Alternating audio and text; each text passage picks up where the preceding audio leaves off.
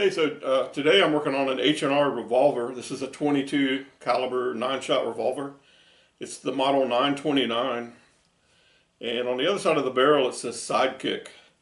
And when I got the revolver, the hammer was back, the cylinder was locked, and it wouldn't move. Nothing would move. And I didn't try to force it or anything. But so I took the grips off, and I could see that there was some plastic bits that were jammed up inside the mechanism. And it was the mainspring guide had shattered, and it's partly it's a steel rod, but it has like a nylon end on the end for some reason. And so got all that out, and I was looking to order a replacement, and I found they also have an aftermarket. I guess it's such a problem that they've made an aftermarket piece that's 100% steel and won't shatter. So I ordered this one instead. It's actually a few dollars cheaper, and it looks like it would be easier to manufacture than the plastic one. So this is the one I'm going to put in. So I'm going to show you now where it goes and how you put it in. And I'm also just looking at the gun. I also just noticed the rear sight is missing, and so that's something that's also available if you really need to use a sight with this gun. But yeah, all these things seem to be readily available, and I've seen a few of these H&R pistols. They all seem to have the same design. So I'm betting that this is a very common problem. And also, when I bought this part here, this aftermarket part, there was a long list of model numbers that this part would work with. And so there's quite a few, I guess, different models of the H&R revolver. And so we'll get started now. I'm going to go ahead and put the gun back together. So I'll zoom in a little so you can see the parts that were broken. So this is the mainspring guide right here, the original one. And you can see these two pieces here came off. Let's see if I can show you how they go back. It forms like a little curvature there. Kind of like that, and you can see it sort of replicates this part with this curve. And so there's the way this works, the spring goes in there, and there's a hole here where you put a pin in there to hold the spring in compression while you install it back in the gun. There's a similar hole in this part here, and I found that the size of the hole, a number 55 drill bit fits right in the hole conveniently. So this is what I'm going to use to hold it.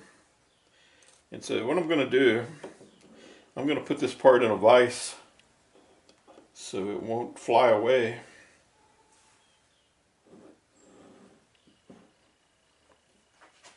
And then I can put the spring on there. And then there's this piece here. You see this curved piece.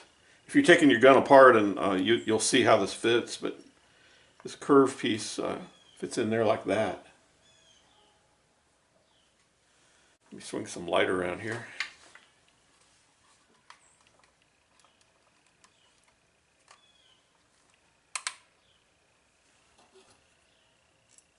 So you can see there's a curve out here.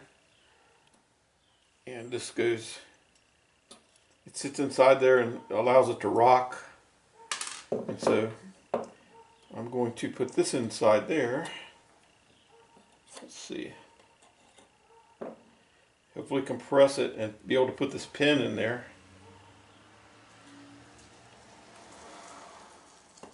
Got to go down pretty far. The spring is very strong with your trying to just hold it by your hand.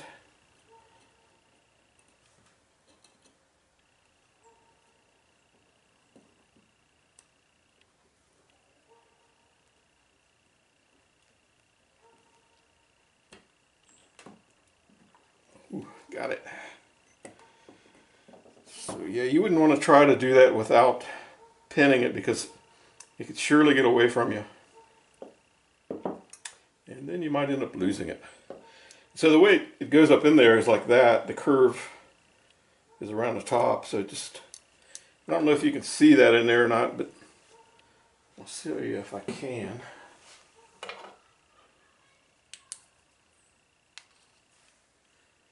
Let's see if you can see that. There's a curve right in there. Yeah, you can see it right there. That's the curve part of the hammer. So just got a small amount of this gun grease that I'm going to put on here.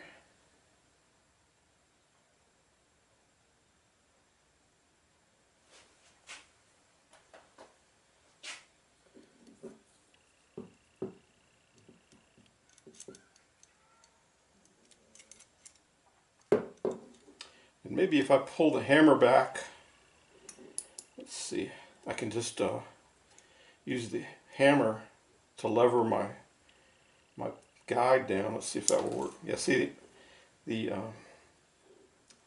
my pin dropped right out.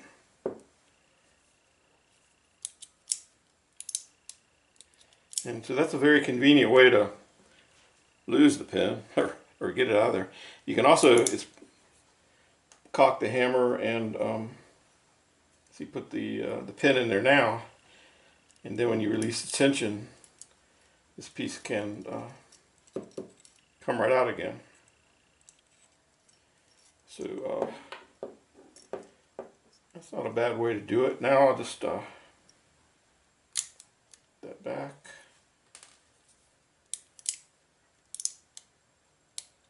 And you don't want to dry fire one of these guns, and the reason you don't is the hammer will strike, or possibly strike, the cylinder and then cause some damage.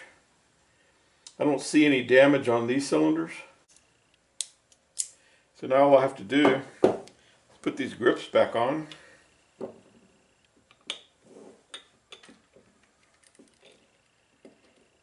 And I wish I had known about the rear sight being missing when I ordered the replacement part, because I'm pretty sure they have every part you're going to need.